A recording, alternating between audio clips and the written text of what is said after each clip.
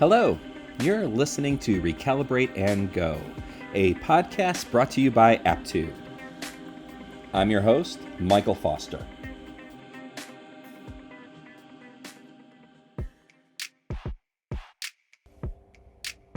So now I'm thinking, last podcast, I said I need to get somebody else to introduce me because it's just kind of awkward.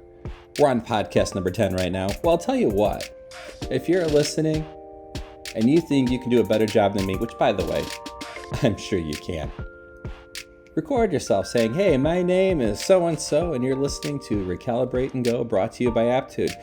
Send me your audio file. You can find me on the website at aptude.com. And hey, maybe we'll put it up. We'll see. See how good you are. You'll definitely be better than me. Well, anyway, here we are. Part 2 of our podcast with Nagendra Roy. We're following up with this project at Fulton County Schools. They basically found themselves working on 30 different pieces of the puzzle. I don't know what to call it. They were all doing different stuff. He came in and roped it all together. It was very exciting. And this happens to a lot of industries, a lot of companies, a lot of schools. Everybody's doing their own thing. And you're missing out on critical data because you're not seeing what the other person's doing. You're not getting the full picture. Well, this is the kind of stuff Nagendra Roy does. He's a project portfolio manager. And his job is to bring it all together. And this is what we're going to do today. For part 2 of our talk with Nagendra Roy, we're going to bring it all together. He's going to fill you in on how the project turned out and what kind of advice he can give if you're a VP or a CIO and you're looking to start a project like this. Well, we got the scoop for you. It's Recalibrate and Go, brought to you by Aptude. This is part 2. Let's go. Hey, everybody. We're back with Nagendra Roy. We just talked about, if you caught the first part of this conversation, Aptude helped out Fulton County Schools with the PPM project. They had a lot of different things going on, and it all needed to be brought together. And Nagendra was in charge of that. And so in the last podcast, we talked about the beginning and the execution of that particular project, right? That's the best way to call it. That's why it's PPM, it's project management. We talked about that, and now we wanted to continue to talk about how that project ended, what the benefits were. If you're looking to start a project like this and you find yourself scattered all over the place, is it time to move forward? And there's nobody better I can think of to talk to about this than Nagendra. And I'm not just saying that because we work together. I'm saying it because he is the best guy. Thanks for coming back, Nagendra. Thank you so much, Mike. You're welcome. Actually, the benefits, if you see, right, there are always, if you do something strategically, there are some, I would say, short-term benefits as well as some long-term benefits, right? Which any organization should be, realizing it. So in that direction, we worked and we think through how it is going to be helpful for entire school district, right? So as I was mentioning, they had the Office 365 environment and they had the desire to improve in those areas, right? That was a big thing. If you have the environment, you have a desire, like we tell, right, there is a will, there is a way. That way they had the environment, they had the desire, and then they had Aptude and Aptude team together right then and there. So when we were talking about it, we talked about 3-dimensional approach to them. So that was like people, processes, and technology, right? Yes. Those 3 things goes hand in hand in order to realize the long-term benefit versus short-term benefit, right? Exactly. So we could have done in a very different manner if we just think about the short-term benefits or the goals, right? But we kept our door wide open and we had that mindset like, okay, we are going to make this as a long-lasting impact and we will be covering all 360 degree, which is people, process, and technology. So with that mindset, we came along with the proper plan. And initially, we did a pilot with them, like for 2 months kind of thing. And then we demonstrated how this is going to be beneficial. And thankfully, our team did a good job. Client was also very much excited and having very good ownership to it. We were able to, do the things in a very right manner. So what happened, right? The benefit of putting that model together was very useful. So having three-dimensional approach by covering their content management side of it, their project management side of it, their portfolio management, which is helping them in running the PMO, as well as on top of it the visualization. That is the key, or the, I would say, the last part of the journey, because when you are able to see the right set of dashboards or the reports in front of you, you can make the right decision. So we had think through in order to how we are going to implement it, because we need people to help us. No tool is good or bad, in my opinion, Hmm. provided we are using the tool for the right reason, right? So we decided why we are doing this, and we knew how this entire environment is going to help us in order to achieve all these goals. So we think through, and we had good direction as well as sponsorship and the blessings from the management from both Aptude as well as FCS, and we were able to follow what we have planned. So that's how I can see this got successful. And what are the nice benefits that they were able to achieve from the data visualization and just from getting all that data coalesced? From what I understand was is they were able to figure out if a student was declining, if the grades were starting to slip, and take action well before it became too late, or it would have been much more difficult to turn that student around. And that was one of the, from what I understand, was one of the many benefits of having the system in place. Let me recall the statement which PMO director said in our conversation with Yeah. Microsoft. Basically, his comments was like we were able to help them in putting a simple automated process for this project and for this entire functionality, as well as we were able to produce better reports and very standard dashboards for them. And for them, like school industry, right, if you think about it, like, okay, they need everything simple, readable, and we try to adopt our approach in such a way, because we tailored the entire implementation approach in such a way so that they should not get overwhelmed by implementing this tool versus another tool, right? So we were very very simple in our approach and tailored in such a way so that they don't get overwhelmed. At the same time, they see the benefit and realize the benefits or the successes of it. So, and I think end of the day, they enjoyed it very well. Yeah, and I think in the end too, especially when it comes to schools, you have a way to reference. Okay, if the kids are doing better, then we're doing a right thing. It's a very gratifying process, I imagine.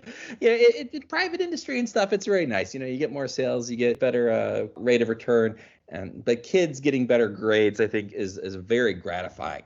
I can imagine. And a lot of people don't associate implementing good technology and having a very clear data visualization system implemented to achieve academic greatness. I think it's something that kind of gets a little overlooked. And not as much anymore, but I could be wrong about that. I don't know.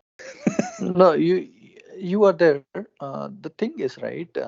For anything, I would say in general, if we think through and we have the right players to play and we have the right things in our context, as well as we are putting a very good plan together, we are able to achieve it for certain, right? In this case, especially, we knew how this is going to be helpful for entire district. Number one. Number two is we knew which technology is going to work for them, right? So it's not like, okay, any technology is good or bad. In order to implement any technology to any client, we should understand where they are in this journey and how comfortable they are with the technology, this versus that, and A versus B, right? No, So that, we yeah, it understand. makes sense. Yeah. So we understood that part very, very early in the early stage of the project. And then rather than throwing proprietary software for them, we decided to build a solution for them. So that can be tailored in their way.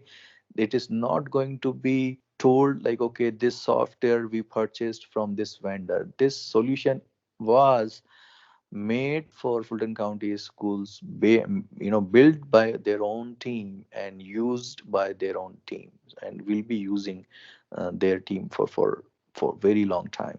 So, Yeah, no, so that that makes sense. Go ahead. I'm sorry, I've interrupted you. We'll cut no, that it's out. it's okay, right? So point was like, okay, we had the clear mindset how we are going to do what, and this is going to be successful with what success metrics. Right.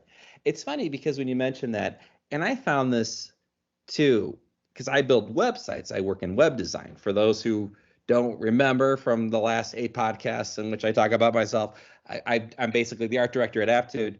And I always thought it was interesting, and I'm being polite, where when you would be bidding for to do a web design project, people would always say, well, I think you should use Joomla, or I think you should use Drupal. And it was only because that was the software that they knew. It had less to Correct. do with the actual client and more to do with the fact that the technician was trained on it. So, of Exactly. course, their solution was the best. And a lot of times, this is the reason why a lot of people get very frustrated with technical support or get frustrated with the way things get built out, is because we don't take into account what they are using, what the user interface is, what they're familiar with needs to be calculated in building out a project or a website or anything for somebody. So we have to be careful what we are planning to use, and and we should be also knowing the big answer to that. Okay, we know why we are using this. Time for a break. Data science is at the heart of innovation. And in a data driven world where AI, IoT, and digitalization can transform your organization, you need a team who has the technical know how to help you get those projects done while helping you contain costs. With local and nearshore offices, Aptude has delivery models and teams ready to go with the experience to help your innovation project be successful. Reach out to us, learn more at aptude.com, or give us a call. In fact, you should just give a direct call to our Vice President, Guy DeRosa. He's waiting for you. Give him a call at Aptude. To take this to the next step, because I imagine that now that we're getting people listening to us, there's going to be some VPs, there's going to be some people who they're not technicians, but they run a school, they run a company. And in our industry, we always talk about pain points, right? People need a technological solution when it's becoming unbearable the way the system is set up now. Have you found there are certain obvious pain points for all those VPs and all those people who are running systems? Are there certain telltale signs that say, okay, now's the time we need to switch over? Now's the time we need to bring in a PPM guy to just make this way better? Very good question, and it might be helpful for so many people, whoever is like listening our podcast. But Yeah. my my point is, we might be, or anybody can address the pain points, but we should be able to find out the right pain points, right? That the right pain points, finding out those points or the concerning areas is very, very important. And how you find that is also critical, because if you are taking a wrong approach, you might not be able to find the right pain points or the whole set of pain points. You might miss out something, and if you miss any of the pain points when you are discovering or in your discovery phase, it is going to be difficult in future. So the first step first, or first thing first, is we have to do a very good assessment of finding out the pain points, right? That itself is a pain point. For someone to find out the pain point is not going to helpful. So sometimes, and I can imagine too, because I've seen this, people don't realize what the pain point is. They just know that things aren't working well. And it's hard to sometimes even say, okay, we need to make a decision here. A lot of times people just sort of live with the pain for a while, basically. That's Correct. what you, in some ways. So It's like having a bad knee, right? You just learn to limp, you know? yeah, so for anything, we have to do the root cause analysis. Example, if somebody is saying I have a pain in my knee, doctor is not going to just give you pain medicine and tell you, okay, go over the counter and take the ibuprofen, right? Right. They will do some investigation, clinical checkup, or if required, they will do some lab tests too in order to find the right pain point. The pain what you are having is a symptomatic, but why it is happening, that needs to be find out. that can only happen when somebody do the investigation, or in our world, in our IT world, we say it is a discovery phase or the assessment phase of the project, when we Right. know, okay, this is going to be the real pinpoint which we are going to address by executing this project. Now, to kind of just put a bow on this, to wrap this up in a way, it's Mhm. interesting. Going back to when we talked on our last podcast, as I mentioned, we actually had recorded something a couple of months ago, and then all the crazy happened. And then, Mhm. so we're re-recording this. The thing that happened, obviously, and as we're recording this in April of 2020, is Mhm. the coronavirus, COVID-19. We're all working from home, and schools are now having to adjust or adapt to, well, a lot of kids working and learning from home. And Mhm. as a PPM who's been in the business for 20 some years, Mhm. is there any advice or anything that you can recommend to people who work in education or even in business in terms of PPM, in terms of getting your data visualization correct, getting these things together? Is there any advice you can give to people who are right now are just trying to size up the situation? In a way, I would say, yeah, I'm very like my emotionally, if you say, or socially, if you ask me, this is a very tough time for many people and all of us around the world. But there are some learnings too from this phase of the life. Yes. So when people are talking about social distancing and to get away from this virus and all those things, because the medication is not there yet, right? The Right. proper medication is not in place in the world. Yes. So when we think about all these things, these are the like negative aspects of this phase, but there are some positive aspect of this phase too, right? Let's say Right. example, we it's a good lessons learned for entire world to get ready for this kind of pandemic situation, right? So Right. the readiness or the lessons learned, so all these things, if you think about project management or ppm side of it, if we have mechanism to record all these lessons, and in future if somebody is executing any project around this, they will have enough information to avoid all these hassles and this impediments or this kind of challenges or the risk upfront. They will not be able to, or they will not be executing all these things when they are into the real business. So this thing, what I'm trying to tell you is ppm lessons learned are very important early stage of the implementation. And even if we start thinking about any ppm implementation, we should look back and talk to those people who already executed any of the projects in that given environment or in that organization. We should talk to them, we should interview them, we should give them proper respect in order to get that kind of a feedback, so that we can avoid those things in real implementation of the ppm. So Right. those are the things I'm just trying to correlate with the covid-19 situation and with the ppm side of it. So Well, now that we'll have the data, and I think this is something that I talked about with somebody else recently that, for example, just like how you had predictive analytics to be able to say, well, a student is starting to slip, we should probably intervene. correct. We'll have a lot of data and lessons learned from what's happening now. So I know, like in America, if you're not feeling good, you like to tough it out and go into work anyway. So Hmm. hopefully, if we're in a situation like this again and we have the data and the analytics in place and we have the system to be able to determine, no, this is probably unsafe for somebody to be going into work right now, we can implement things just a little bit faster and maybe prevent more disruption down the road. Absolutely. Right. Absolutely. Nagendra, it's I'm so you have no idea how relieved and happy I am that we were able to get back and record this. I think it sounds great, and I really, really value your opinion and your advice, and I think everybody out there listening does too. Thank you so much, Mike. It's my pleasure.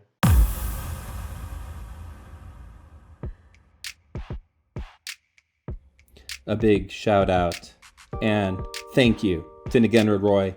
He's one of our guys here at Aptude, and he lent us some of his time to talk about his work at Fulton County Schools.